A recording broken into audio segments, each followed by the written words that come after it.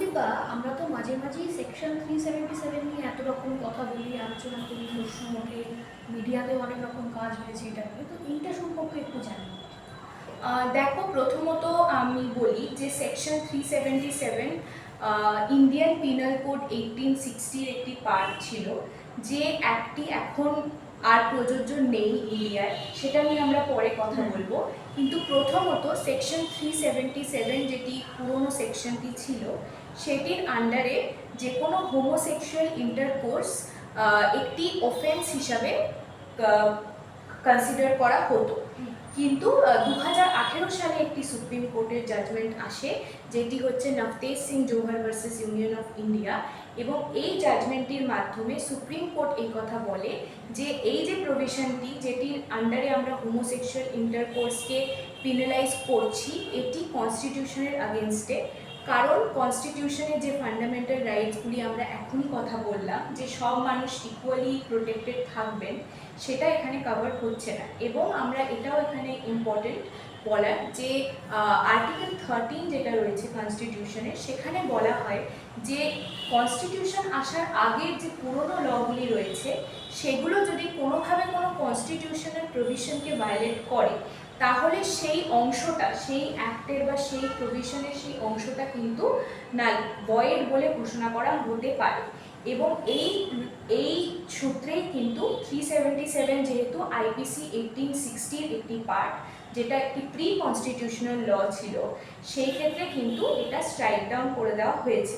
এবং যেটা supreme court এই জাজমেন্টে বলেছিল, যে যদি দুজন সেক্সুয়াল মানুষের মধ্যে ভলেন্টারি সেক্সুয়াল ইন্টারকোর্স হয়, তাহলে সেটা আর কোনো অফেন্স হিসাবে পরিগণিত হবে না। কিন্তু যদি তাদের মধ্যে এই সেক্সুয়াল ইন্টারকোর্সটা কনসেনচুয়াল না হয়, যদি ফোর্সড হয়, তাহলে সেটা কিন্তু স্টিল সেকশন 377 পার্ট ছিল। কিন্তু নতুন অ্যাক্টের সূত্রে কিন্তু এটার ফার্দার পরিবর্তন হয়েছে। তাহলে এবারে সেকশন 377 এর পর যে অ্যাক্টটা অ্যাপ্লিকেবল, এই বিষয়ে আমরা এই বিষয়ে আর কি এটা সাহায্য করছে সেটা কি? তো 2023 সালে আমাদের যেটি আগে ইন্ডিয়ান পিনাল কোড ছিল 1860, সেই অ্যাক্টটিকে রিপিল করে দেওয়া হয়েছে, বা সেটিকে সরিয়ে দিয়ে একটি নতুন অ্যাক্ট আনা হয়েছে, যেটির নাম হচ্ছে ভারতীয় ন্যায় সংহিতা 2023। এবং সেই অ্যাক্টের আন্ডারে আমরা সমস্ত অফেন্সকে নতুনভাবে ডিফাইন করেছি এবং নতুনভাবে তার স্কোপকে ডিসকাস করা হয়েছে। তো এটা উল্লেখযোগ্য যে এই নতুন অ্যাক্টটিতে কিন্তু সেকশন 377 এর কোনো জায়গা নেই।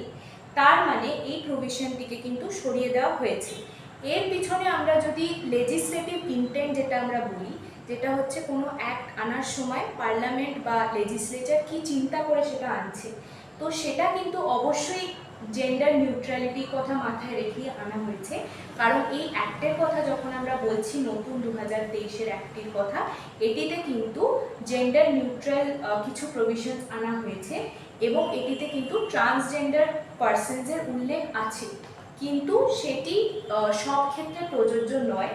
এবং সেকশন 377 না থাকার কারণে যেটা সমস্যা দেখা দিতে পারে, সেটা হচ্ছে আমরা কিছুক্ষণ আগেই বললাম যে যদি দুজন হোমোসেক্সুয়াল মানুষের মধ্যে ইন্টারকোর্স যদি ফোর্সড হয়, তাহলে তিনি নন কনসেনচুয়াল হয়, তাহলে তিনি সেকশন 377 এর আন্ডারে যেতে পারতেন।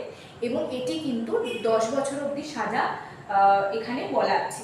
কিন্তু এই প্রভিশনটি সরিয়ে দেওয়ার ফলে সেই প্রোটেকশনটিও কিন্তু বর্তমানে অ্যাভেলেবেল থাকলো না।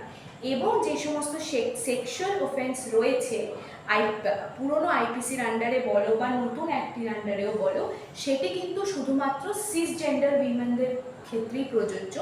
Only cisgender women can be victim under those provisions. তাহলে এটি একটি সমস্যা সৃষ্টি করতে পারে বলে অনেকে মনে করছে। কিন্তু এটির পিছনে ইন্টেনশন হয়তো এটাই ছিল যে অ্যাক্টটিকে যেন আরও জেন্ডার নিউট্রাল করে তোলা যায়। তাহলে এবার এলজিবিটিকিউ+, কমিউনিটির মানুষের ক্ষেত্রে কী করতে পারে?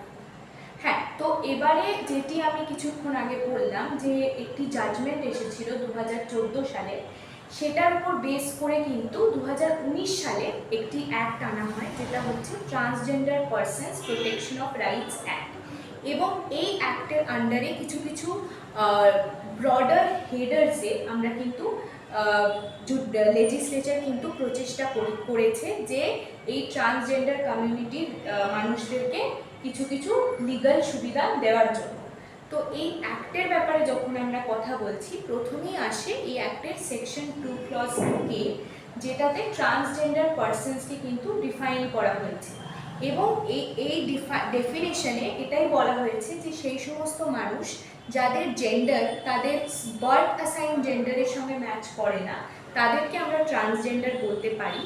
এবং উল্লেখযোগ্য বিষয় হচ্ছে যে এর আন্ডারে কিন্তু ইন্টারসেক্স ভেরিয়েশন বা জেন্ডার কুইয়ার বা যাদেরকে আমরা কমন ল্যাঙ্গুয়েজে হিজড়া এবং কিন্নার ইত্যাদি বলে থাকি, সেই সমস্ত সোশিও কালচারাল গ্রুপসকেও কিন্তু ট্রান্সজেন্ডারদের সাব ক্যাটেগরি হিসাবে কনসিডার করা হয়েছে। মানে ওই প্লাসটার মধ্যে ঢুকে গেছে।